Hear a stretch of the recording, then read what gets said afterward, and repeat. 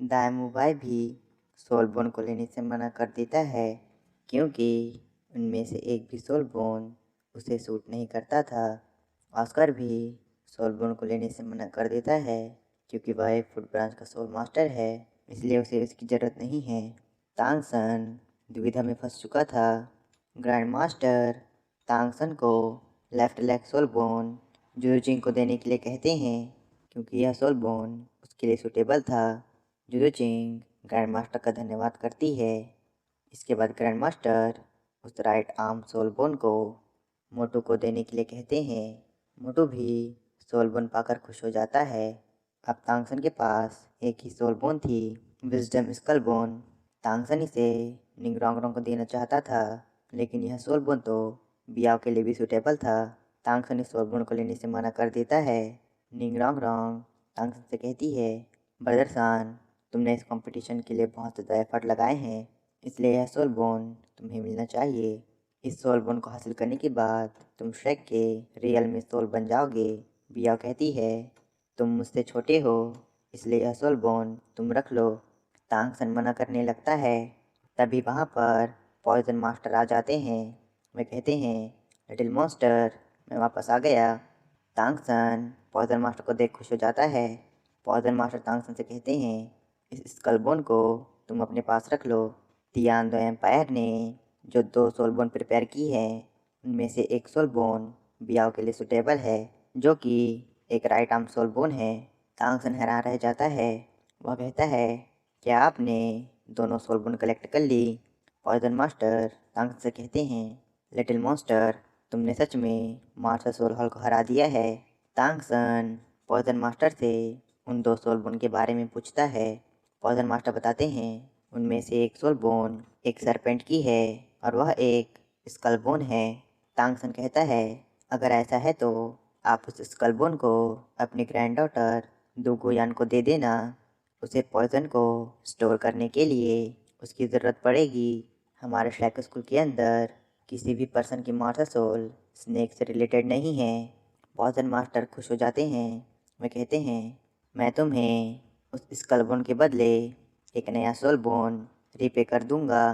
तांगसन मना करता और कहता है कि आप हमारे ट्रैक एकेडमी के एल्डर हैं और आपने मेरी जान भी बचाई।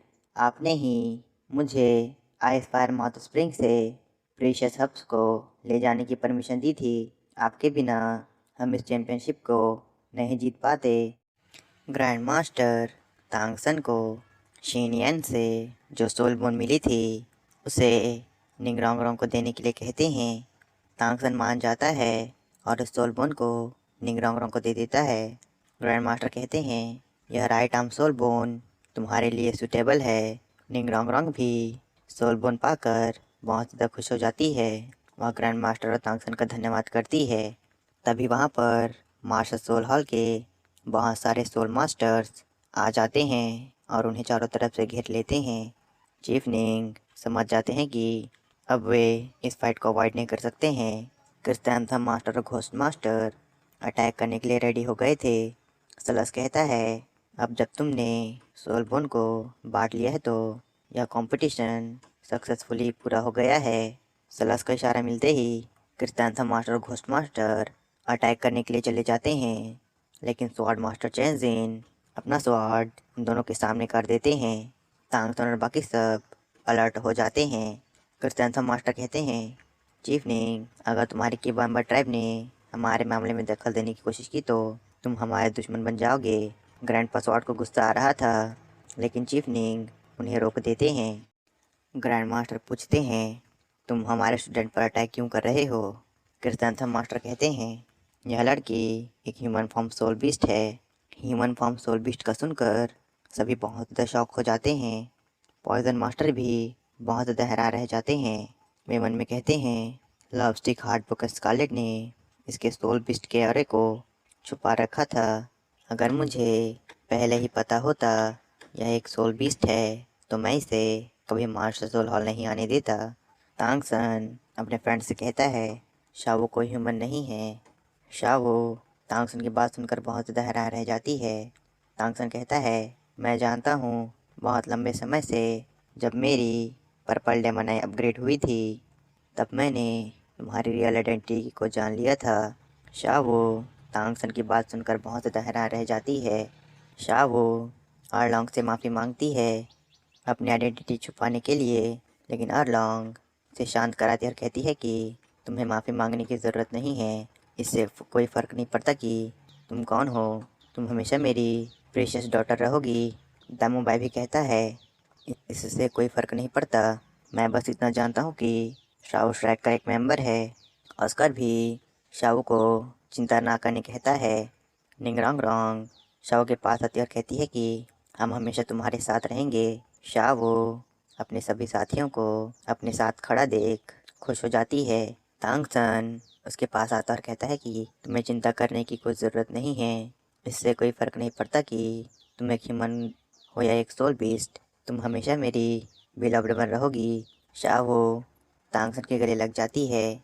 तांगसन कहता है अगर तुम्हें इसे हर्ट करना है तो पहले मुझसे लड़ना होगा। ग्रैंड मास्टर भी आगे आता और कहता है कि जब तक मैं यहाँ पर हूँ मैं इस चीज़ को अलाउ नहीं करूँगा। दामूबाई कहता है श्रैक school life and death duel में भी हमेशा साथ रहेगा। श्रैक स्कूल के सभी मेंबर्स शाओ को बचाने के लिए आगे आ जाते हैं। मार्शल सोल हॉल के सोल्जर्स अटैक करने के लिए रेडी हो गए थे।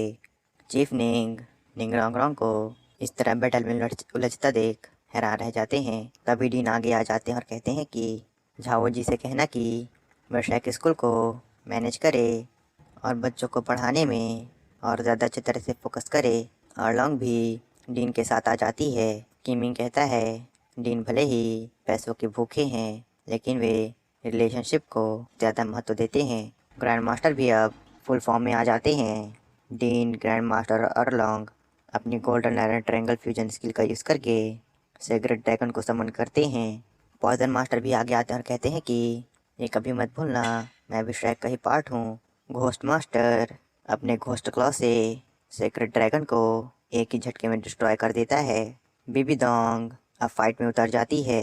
वह कहती है तुम्हें क्या लगता है श्रैक स्कूल के अंदर कोई नहीं बचा है? बीबी डोंग अपनी सारी स्पिरिट रिंग को रिलीज़ कर देती है। बीबी डोंग के पास सेंचुरी मिलेनियम स्पिरिट रिंग थी जिसे देखकर सभी बहुत ज़्यादा शॉक हो जाते हैं। बीबी डोंग अरलोंग से कहती है तुम बच्चों को प्रोटेक्ट करो, इन्हें मैं संभाल लूँगी।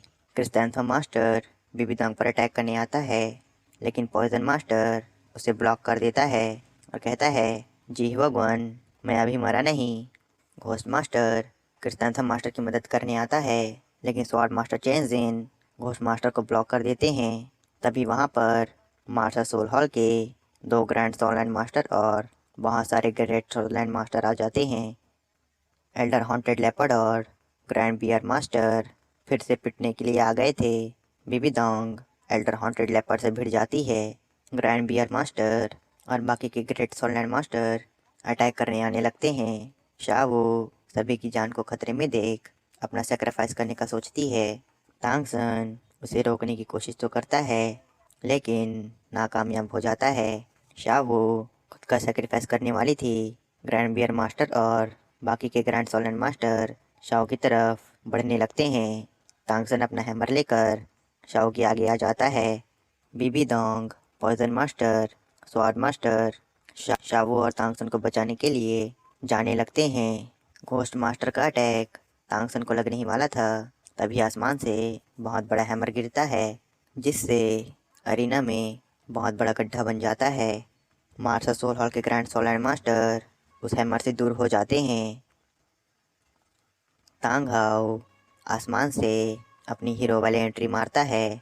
वह अपनी सभी स्पिरिट रिंग को रिलीज़ कर देता है। तांग हाओ के प्रेजेंस सेंस करके सभी ग्रैंड सोलैंड मास्टर घबरा जाते हैं। एल्डर हॉन्टेड लेपर्ड कहते हैं ग्रैंड हाउटियन मास्टर इस बार मैं अपनी हार का बदला लूँगा। तांग हाओ अपना हैमर वापस लाता है। तांगसन अपने फादर को देख बहुत ज़्यादा खुश हो जाता है। डीन और ग्रैंड मास्टर भी तांगसन के फादर को देख हैरान रह जाते हैं। चीफ निंग कहते हैं तांग हाओ सच में हाउतियन मास्टर कहलाने के लायक है। तांग हाओ अपनी मार्शल सोल फॉर्म का यूज़ करके उन सभी ग्रैंड सोलैंड मास्टर पर अटैक कर देता है। वे चारों ग्रैंड सोलैंड मास्टर तांग हाओ के अटैक को काउंटर करने के लिए अपनी मार्शल सोल फॉर्म का यूज़ करके उसे ब्लॉक करने जाते हैं लेकिन तांग हाओ ने अपने अटैक से उन सभी ग्रैंड सोलैंड मास्टर को सप्रेस कर दिया था।